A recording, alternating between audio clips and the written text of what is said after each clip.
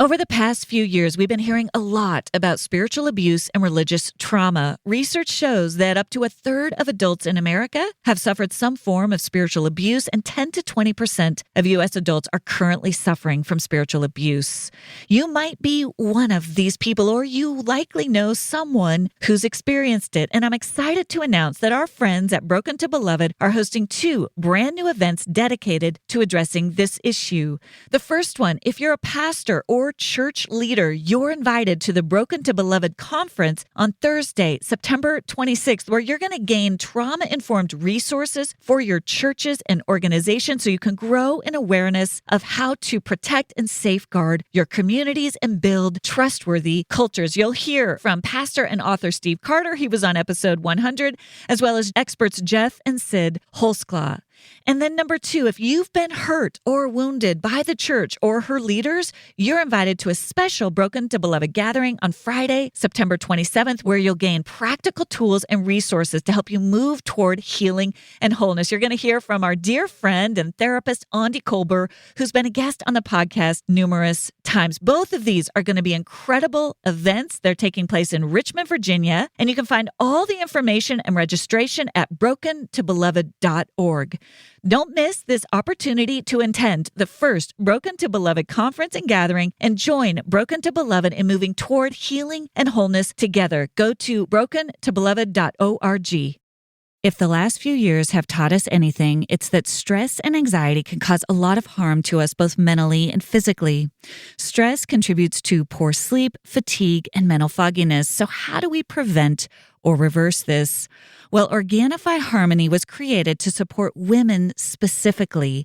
Harmony combines 12 superfood ingredients into a delicious cacao and chocolate-flavored blend that promotes better balanced hormones every day for improved women's health. I have started drinking Organifi Harmony almost every single morning instead of coffee.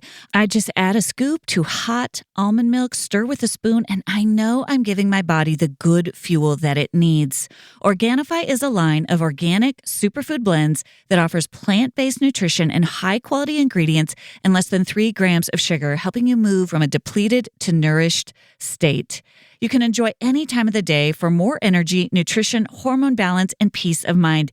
It's a great way to jumpstart your morning, energize your afternoon, or nourish your evening. And the best part is that you can experience Organifi's high-quality superfoods without breaking the bank, with a price that works out to less than $3 a day.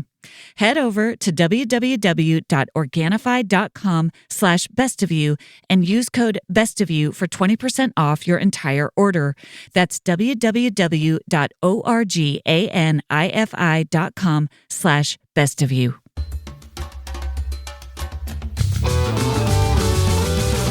Hey everyone, I'm Dr. Allison, and I'm so glad you're here to discover what brings out the best of you.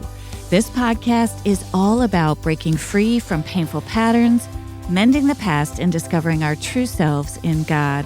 I can't wait to get started as we learn together how to become the best version of who we are with God's help.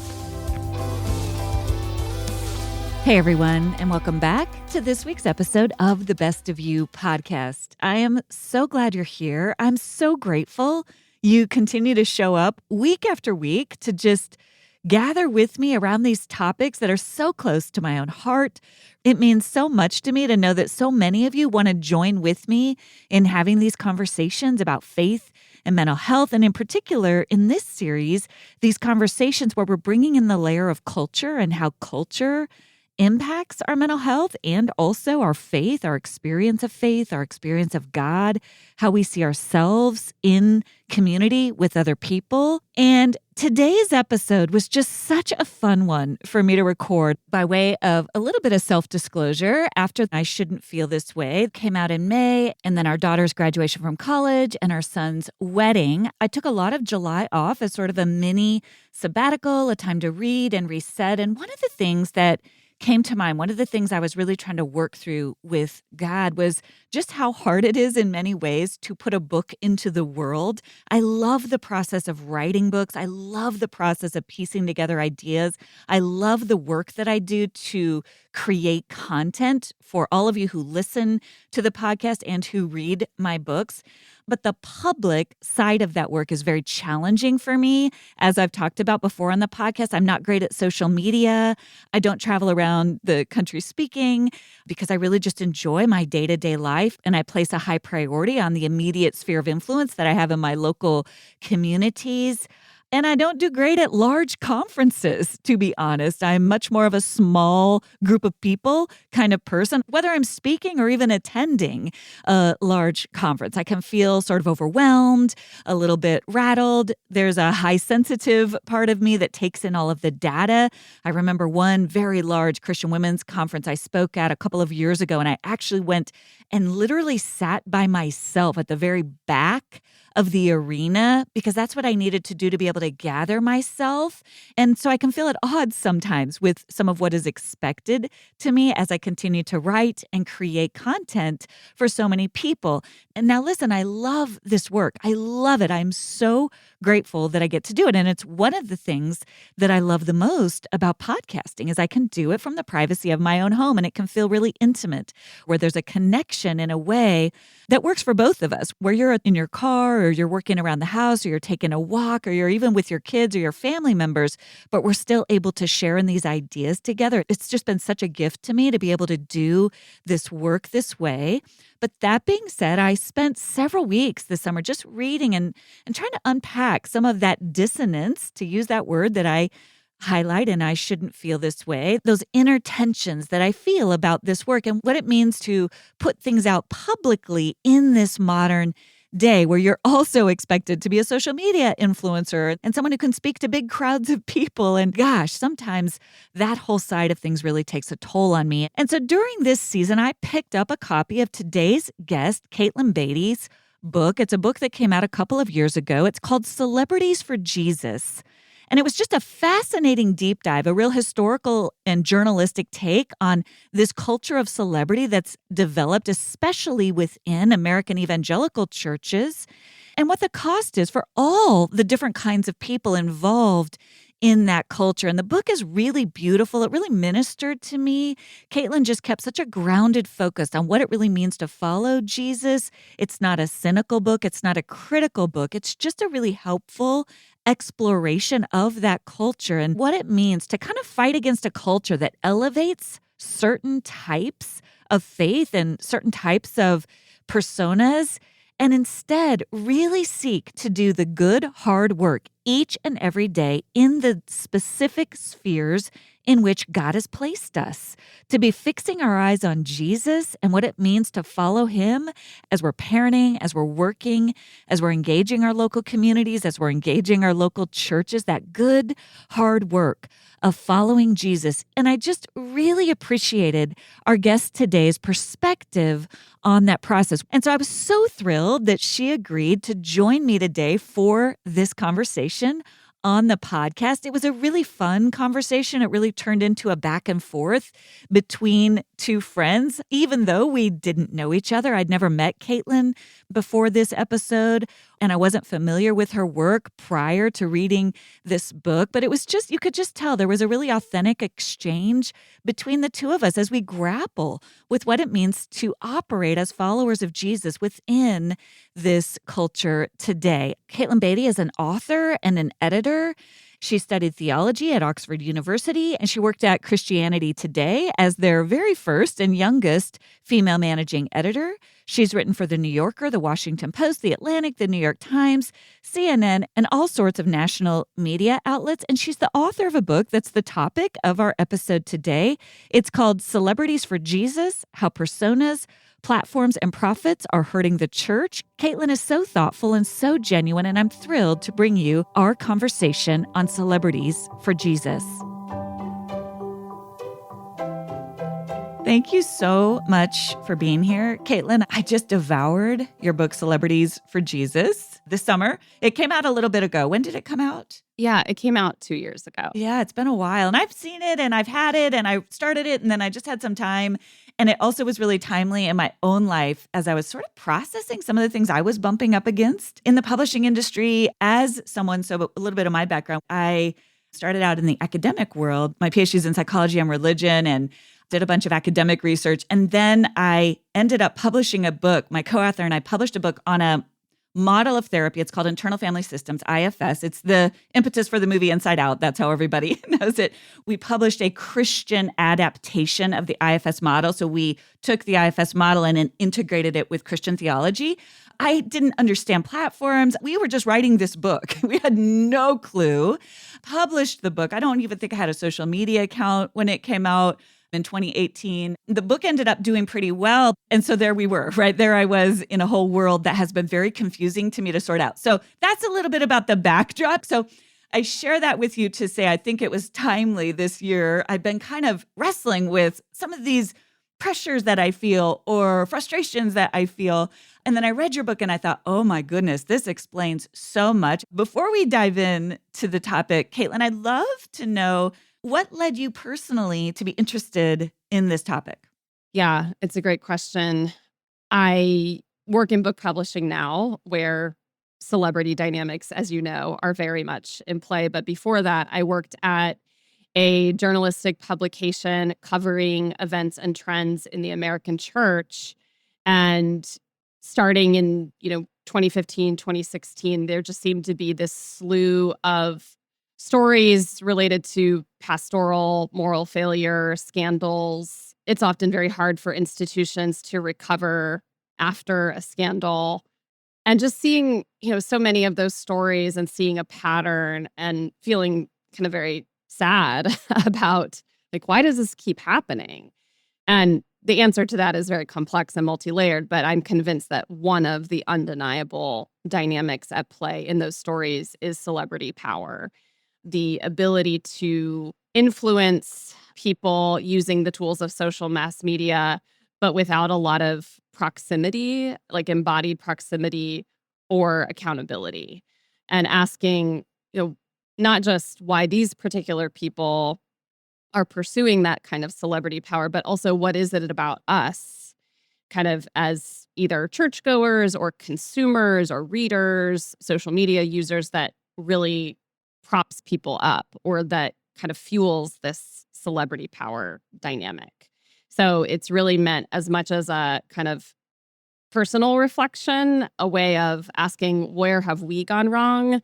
Even more so than what went wrong with those other people. There's something in the water, and my book is an attempt to try to understand what's in the water. That's so good. I hear that, and that thread runs throughout the book of here's the problem and how have we participated in creating it? And in a very non-shaming way, but just a curiosity about what is this? That's what I pulled out of the book. We talk a lot about curiosity on the podcast. A lot of my listeners, Katelyn, are coming out of a lot of church hurt, a lot of church abuse. They've experienced some of the pain and the fallout of some of these, maybe not even the public moral failings, but some of the culture that we've created. And even when there's not celebrity in the sense of millions of followers and all this, there is still, even I think, that trickles down into a church culture where a figure at the front of the church can sort of become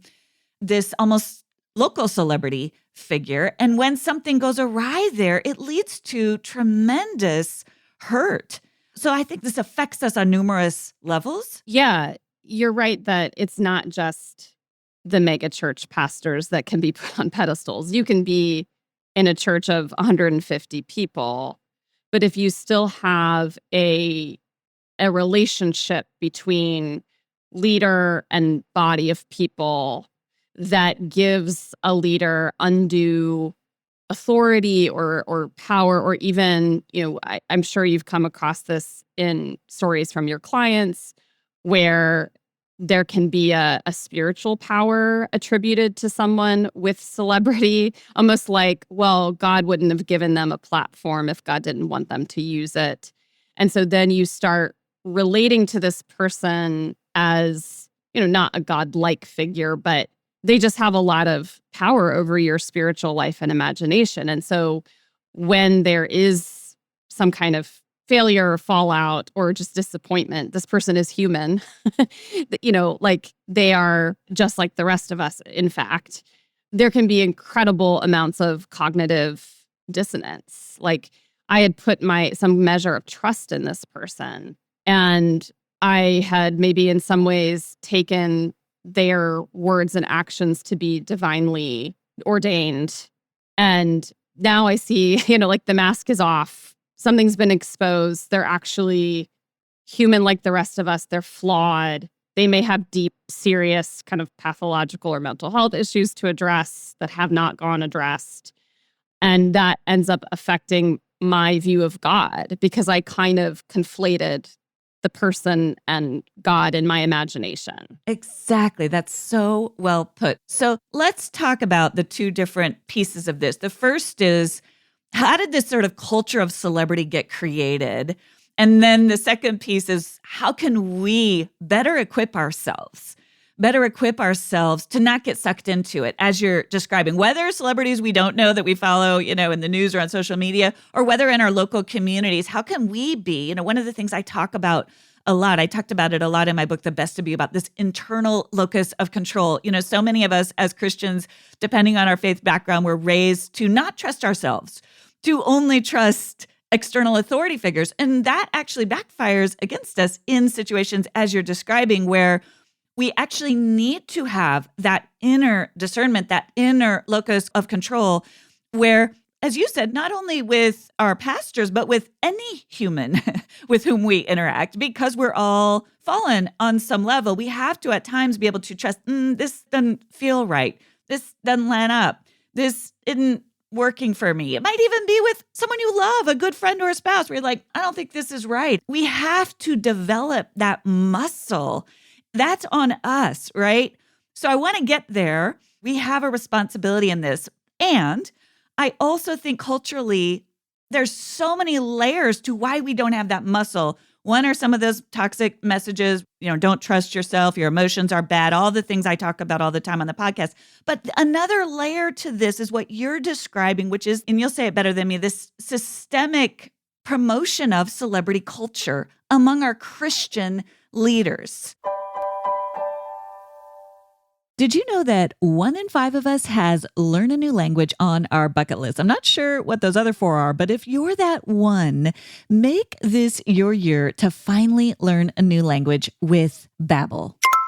I used to speak German pretty fluently. I spent a few months there in college, and I really wanted to brush up on it. And what I love about Babbel is it really prepares you for real life conversation skills, like normal conversations you might actually have with someone, like ordering food, asking for directions. It's really based in sort of reality, which I love. But don't just take my word for it. Studies from schools like Yale and Michigan State University have proven that Babbel works. One study found that using Babbel for 15 hours is equivalent to a full semester at college. It's really amazing, and it's also really fun. Here's a special limited time deal for our listeners. Right now, get up to 60% off your Babbel subscription.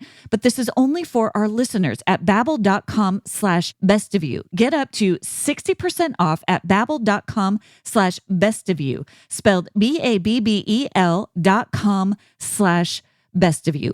Rules and restrictions may apply. As the summer winds down and the busy back-to-school season starts up, it can be so helpful to get your fresh groceries delivered right to your front doorstep, and Thrive Market makes it so easy. Thrive Market is the #1 destination for parents looking for healthy, stress-free grocery shopping for the whole family during the back-to-school season. My family loves the Banza chickpea pasta and all the different kind bars we can get through Thrive Market. And most of all, I love that Thrive Market only allows trusted, top-quality ingredients while restricting thousands of harmful ingredients like artificial flavors, high fructose corn syrup, and more. And when you join Thrive Market, you are also helping a family in need with their 1-for-1 membership matching program. Save time and money and shop Thrive Market today. Go to thrivemarket.com/bestofyou for 30% off your first order, plus a free $60 gift. That's THRIVE market.com/bestofyou. thrivemarket.com/bestofyou. In the book, you describe this culture of celebrity. You describe 3 features of it. You describe this idea of how folks are given social power without proximity. And you look at it from a lot of different angles about how different industries, the publishing industry in particular, but others, are actually fostering it. So talk to me a little bit about that. Well, obviously, celebrity power is not relegated to religious communities. Like, we are in a time of celebrity for reasons that are more complicated than I can get into or articulate. But we have, I would say, in the last 150 years, in large part because of mass media and the tools of mass media, the ability to communicate with many more people than you could ever kind of physically in person connect with. Starting with newspapers, but also radio, television. Of course, social media has added jet fuel to this dynamic. But culturally speaking, we have moved away from institutional authority, where authority comes from someone's either credentialing or formal authority administered by a body of other people saying, yes, you have this authority because of your training, because of your experience, because of your intelligence, etc., to individual authority or charismatic authority, which is more about a person's ability to woo crowds. Oftentimes, celebrity is very much connected to oratory power, someone who's really good, you just want to sit around and listen to them, or charisma in the sense of they are the kind of person you want to be around. They're magnetic. Maybe they're traditionally physically very attractive. So all of these non-institutional ways that people gain social power, we see that across all industries. And I think by and large, especially in the evangelical world, where there's a bit less emphasis on institutions and more emphasis on entrepreneurship, evangelicals have historically been very pro-media, use whatever tools that are at your disposal to reach as many people as possible with the gospel. We're going to embrace these tools. The evangelical world has by and large kind of mimicked what works in the broader mainstream world when it comes to celebrity. Why not? Why shouldn't we have Christian celebrities? Because those celebrities can reach many more people than any kind of local church or local leader could. And celebrity also works because it makes a lot of money. There are market financial incentives to keep the celebrity machine going. I think what we are recognizing is that there are costs both for the celebrity figure who has the celebrity attached to them, as well as for the people who are kind of following the celebrities we talk about parasocial relationship. I feel like I have this friendship with this, I love this person, even though I have never met them. I don't know what they're like in actual relationship, but I have this heart connection to them. And I think, part of the antidote for all of this is just the profound importance of embodied relationship in which you can be known, the good and the bad. We all need those communities. We all need places where we can show up as our full selves.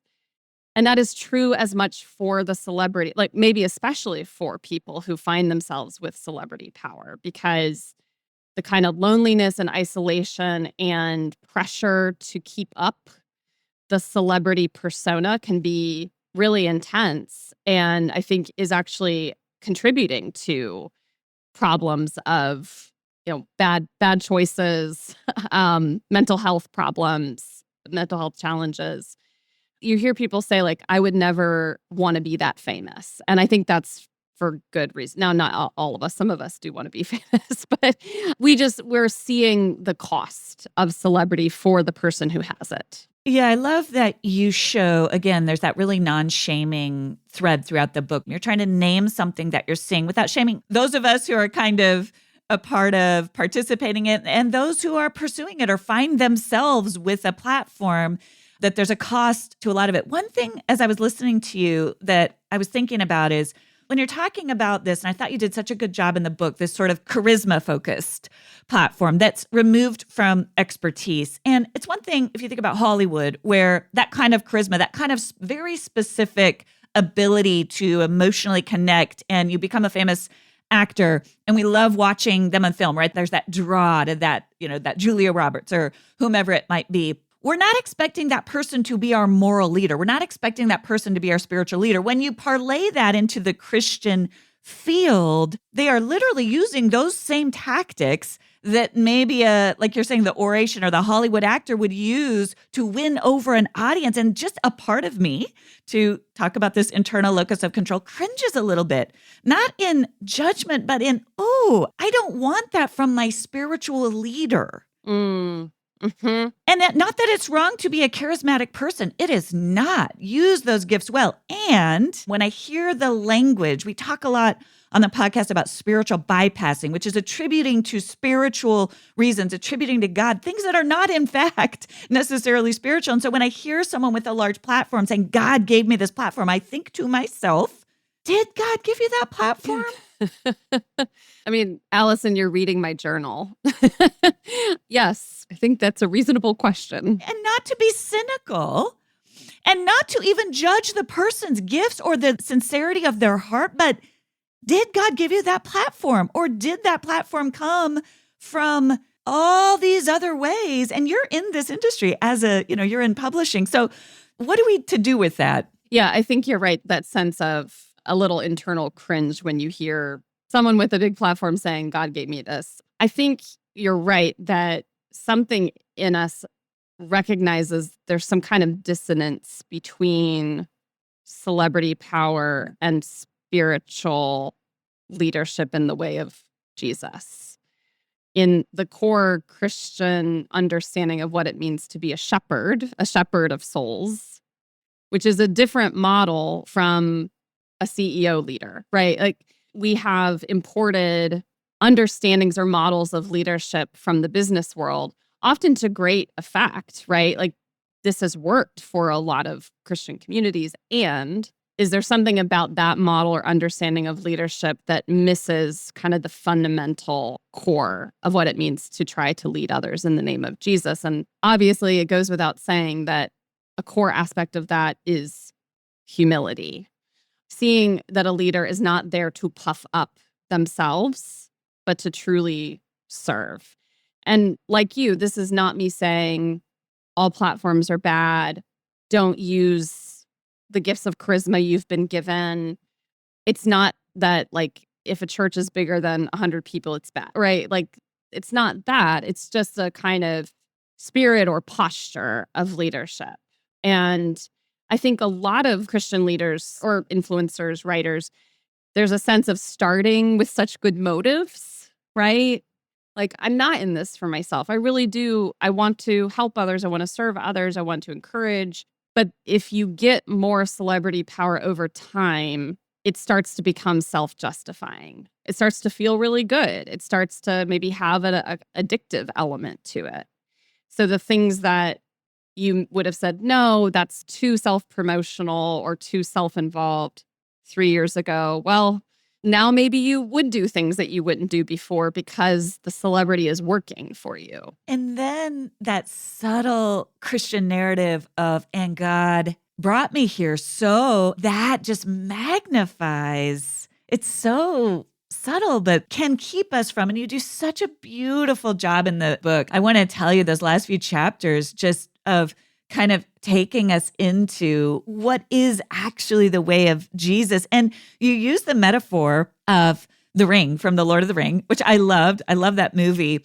As celebrity, you really come down pretty hard, again, in a non-shaming way. And you also say in the book that there's clear ironies, like here you and I are on a podcast speaking to tens of thousands of people, right? I mean, we're all dealing with this on some level, whether in our local communities, whether whatever tiny amount of celebrities. So we all have to reckon with this. But man, I thought it was powerful that you really liken it to The Ring. Talk a little bit about that. I mean, I'm happy to talk about The Lord of the Rings anytime, any place. I will try not to get into all the narrative details, although I could. But I mean, The Ring is J.R.R. Tolkien's image of power and the temptation of power.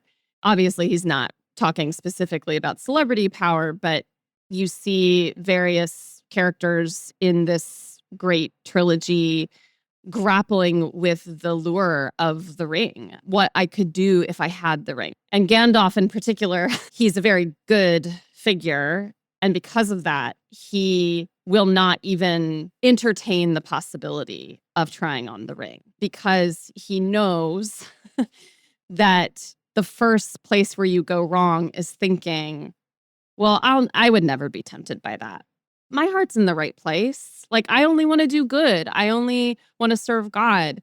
My motives are pure. What could be the problem? And just being honest with ourselves about, maybe to borrow from the world of therapy and spirituality, our shadow sides. Yeah, exactly. The parts of us that oftentimes we can't even see or we don't want to see, but the parts of us that do hunger for power, that do hunger to feed the ego or the false self. And so, I don't have tried and true practical tips for how we can all avoid celebrity because, as you just alluded to, you and I are kind of swimming in the waters just by the fact that we have these platforms as writers, teachers, communicators.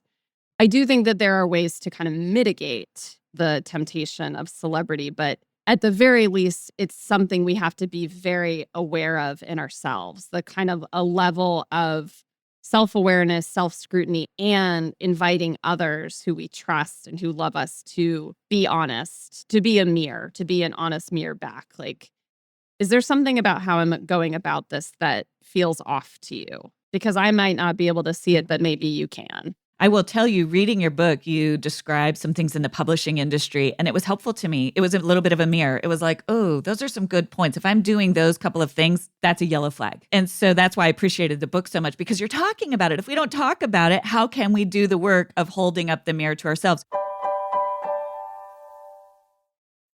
As we head into fall, it's time to start thinking about staying cozy in your home. And that's what I love about Cozy Earth. Their products are designed to help you create a sanctuary within your home, a refuge from the demands of the outside world. Cozy Earth's best-selling bamboo sheets are so unbelievably soft. It makes it such a treat to climb into bed at the end of a long day, and they only get softer with every wash. And you can elevate your comfort this fall with Cozy Earth's brand new puffy sheep slippers. These are the perfect finishing touch to your Cozy Earth collection. And these Cozy Earth bedding and bath products come with a 10-year warranty. They are so durable, and they have such a high commitment to quality. Go to cozyearth.com/bestofyou and use code bestofyou for an exclusive discount for up to 40% off. And if you get a post-purchase survey, say that you heard about Cozy Earth from this podcast. Wrap yourself in luxury this fall with Cozy Earth.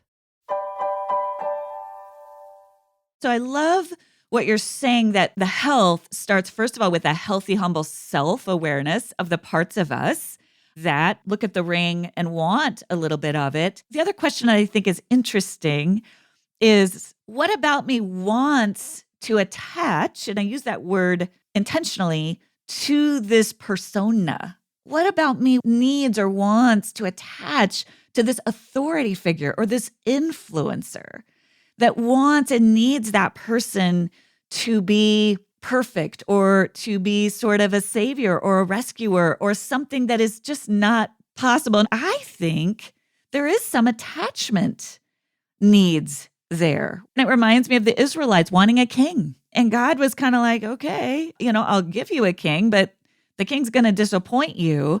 There's something in us that almost wants to bypass the work of just being in messy human relationships where there just is no perfection. I don't know. Those are just some thoughts I have. I'm kind of curious how that lands on you. Yeah, it's fascinating to hear you frame our relationship to certain celebrity figures as a kind of attachment. They're meeting some kind of need for us. Otherwise, we wouldn't develop that attachment. And I wonder if it's, I mean, as you just said, could someone just tell us what to do and how to be in the world? If I can locate that kind of authority externally into like an idealized leader, then it relieves some maybe internal anxiety about how do I know how to be a good person or a good person of faith in the world. I just think that's really interesting. I think that's part of, so in my own life, if I look to those folks, because I have them, folks I want to attach to it, it's not all bad, but it's being curious about that. What is it? There's a reason. Like if I can really get into myself and get curious about what is that telling me about me, as opposed to that person is it. That person is the thing, right? I'm thinking about, there's a set of writers whose books were very like powerfully formative in my faith earlier on in life, kind of as I was entering into adulthood. And I still think about those writers or theologians or pastors. I feel so grateful for their work. I might say God used them in my life to spiritually mature me. It does feel different, though, from saying there's a difference between appreciating someone's work in the world and attaching to them in a more emotional, parasocial way.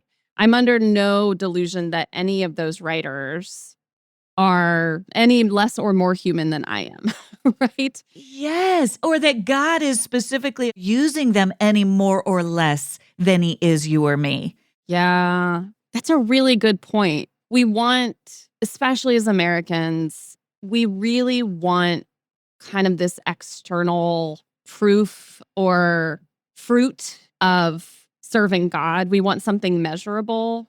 So just thinking about how many churches have really focused on numerical growth. And, numerical growth can be great, but we're so quick to see something growing and saying, oh, it's working, God is blessing it. Bad things grow too.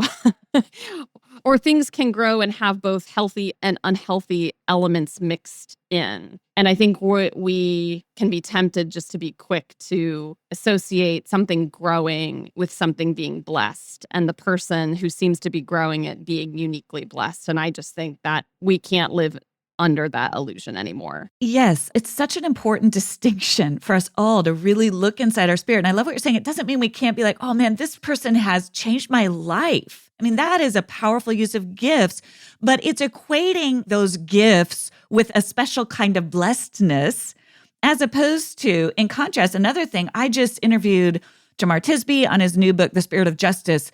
That book, oh my gosh, it is just filled with stories of Christians who never got fame or notoriety for the brave steps they took as a result of their faith in Jesus in impossible circumstances. In fact, many of them received horrible results for taking brave steps. And I was reading this book going, how do you make sense of this gospel of I'm blessed because I have a big platform when this to me is the fruit of a life in Christ? It sometimes looks really tough on the surface. It sometimes means folks won't like you. I think there's a misnomer there that size, that fame, that celebrity, that public notoriety is equated with a special kind of God's blessing that flies against the face of the gospel. Yeah, I think what you're getting at and what it sounds like Jamar's book is illustrating is that there's a distinction between success and faithfulness. And faithfulness is the goal. Success as measured by kind of external output of numerical growth or sales or kind of these external markers of what the world would call success. Most people are not called to be faithful in that realm. And I really wanted to emphasize in my book how important it's been to me to like hold as my parents and people I grew up with in the local church as models of faithfulness, kind of over and against the temptation to equate faithfulness and success. My parents are the most like salt of the earth people. They are barely on social media, but the way that they show up for each other, they show up for our family, for their local church, for their neighborhood, like over the long haul in really just ordinary, unglamorous ways. That is so beautiful to me.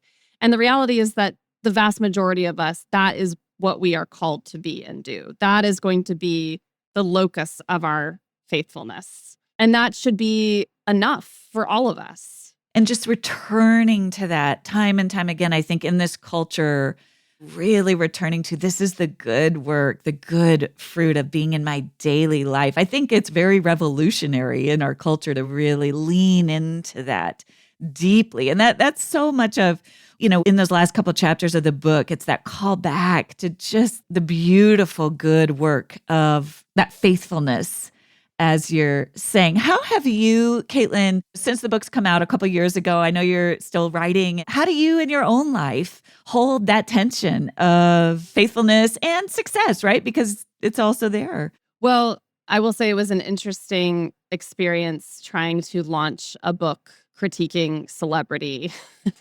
when most book publishers want authors to use their platforms to promote their work and play into some of these celebrity dynamics. So I wrote this book kind of critiquing a numbers focus, and yet I was checking the sales numbers for this book on a regular basis. So obviously I did not write this book because I figured that all of this out, right? And the actual launch of the book was it was a good like stretching exercise to trust the results to God, and just believing ultimately the fruit of our good work is going to be grown because of God's work in the world. Now, it doesn't all depend on us, and that can be a real relief. I think I really try in my writing to focus on the content of the writing itself rather than the Katelyn Beaty show. Now, that performer element that's very much also a part of my personality. But there's something about trying to focus on the value of the work rather than offering kind of myself as a persona. Like what I want to offer and what I think is actually most beneficial to others is the writing and thinking and research rather than the Katelyn Beaty show. I'm so glad to not be in book promotional mode anymore. Like you just always feel like you could be doing more, and that can be really depleting. And I'm also an introvert, so I like being at my desk and writing most days.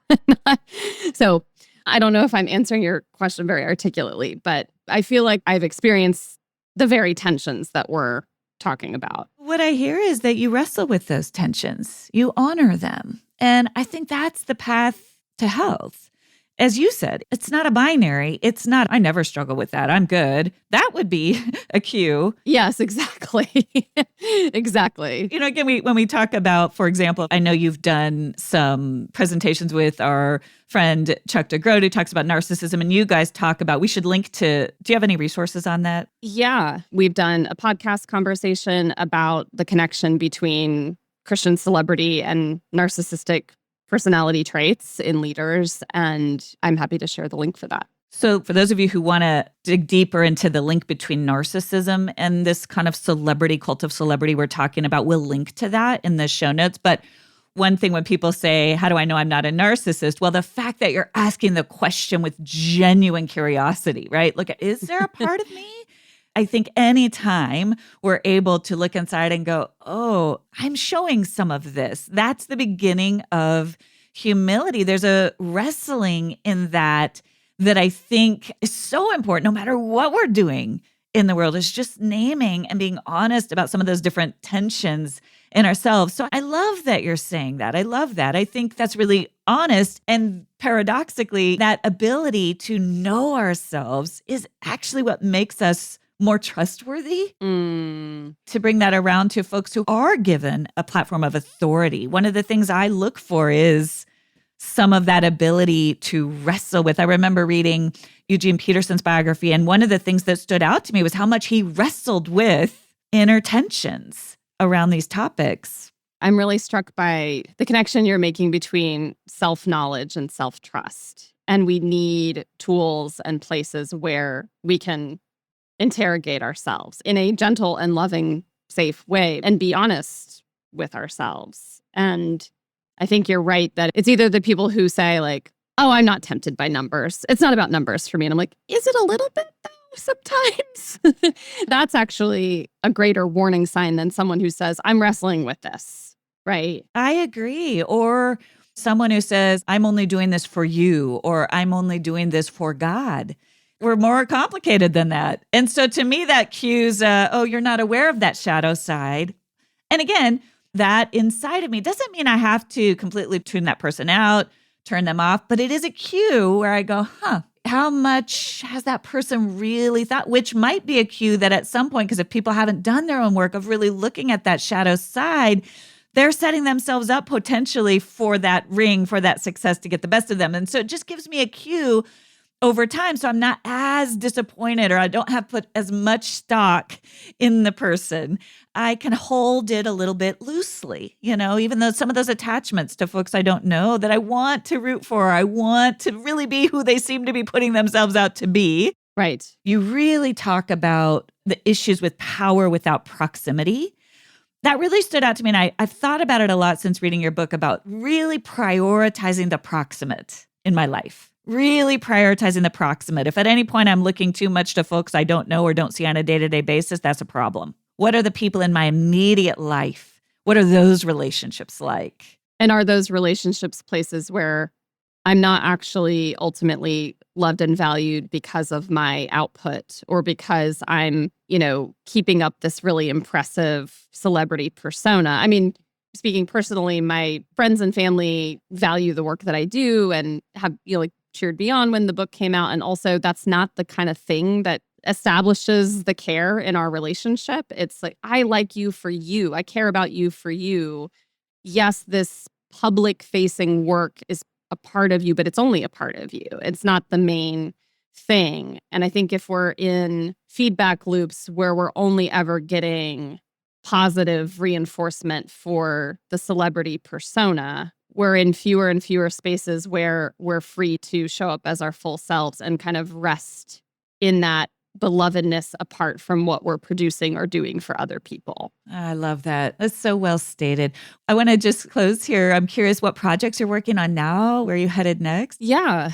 So I work, as we've talked about, I work in book publishing. In my day-to-day job, I'm the editorial director for Brazos Books, which is an imprint of Baker Publishing Group. And so I really enjoy being able to curate a collection of books that our team thinks will benefit readers. It's really fun to work with authors and just see their books come to fruition. I really enjoy my work at Brazos, and I try to write pretty regularly at a Substack called Beaty Beat, and that's really just to keep my writing and journalistic juices going. Occasionally, I will write for like a media outlet, and I also have a podcast with my friend Roxy about navigating life and faith in New York City, where we both live, and that's called Saved by the City. So those are the things that I'm working on.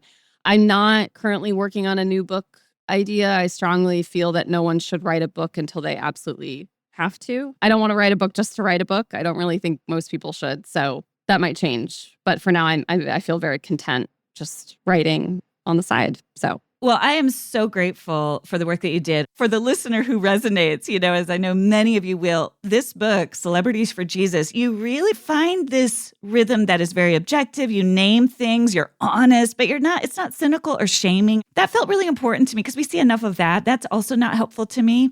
Because I can have a cynical part of myself. And so I want to be able to name things without indulging that part of me. And you go into some of the things, just like what you just said, some of the things that happen behind the scenes in the publishing industry, I had no idea about, but it's very real. And folks, I think it's helpful to know because it'll help you be more discerning about people you follow when you know a little bit more about what goes on. And I just thought it was a really beautiful, helpful book for all of us living in this culture. So thank you for doing that work. I know it probably wasn't always easy. I'm sure you got some pushback on it, but it sure ministered to me, and I know it will minister to a lot of people. So thank you for doing that.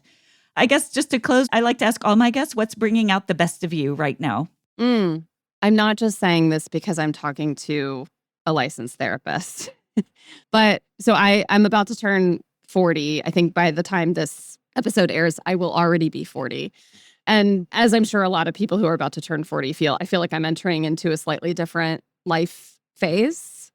And that has prompted all sorts of big questions of discernment, like, what do I want my life to look like in 10 years? And how do I know? And can I trust my own desires? Is that something I should follow? And so I've been meeting with a spiritual director here in New York for the last year or so, and just having a space to ask some of those questions and discern what the next phase of my life could look like with God.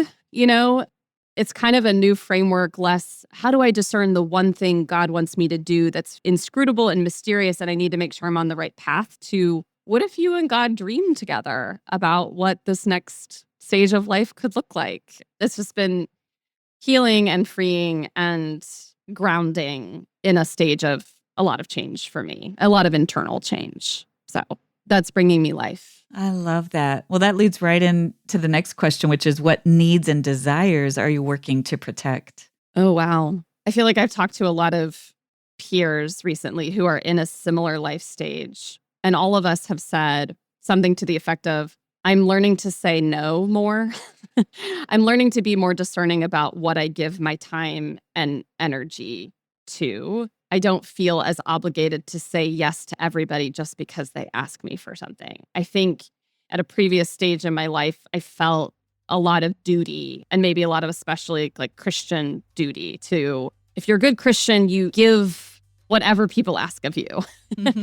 And so I think actually the need I'm protecting is just recognizing resources of time and energy are finite for all of us. And you are free to say yes to the things that really align with your true self and what brings you to life or makes you come alive, rather than simply the things that you feel like you have to do because someone asked you nicely to do it. You're preaching to the choir with that. This is a big topic on the Best of You podcast, is just how do we disentangle, differentiate from those parts of us that are so conditioned to the needs of other people. So I love that. I'm just so grateful to you for the work that you do and the way that you're doing the work. I think that's one of the things that just the way that you are trying to embody the very things you speak about means a lot. We don't see a lot of that. I think that's what we need. And I'm just so grateful. Thank you for giving us your time today. Yeah, it was a lovely conversation. So thanks so much for having me on, Allison. I loved it. Thank you for joining me for this week's episode of The Best of You. It would mean so much if you take a moment to subscribe. You can go to Apple, Spotify, Amazon Music, or wherever you listen to podcasts and click the plus or follow button. That will ensure you don't miss an episode, and it helps get the word out to others. While you're there, I'd love it if you leave your 5-star review.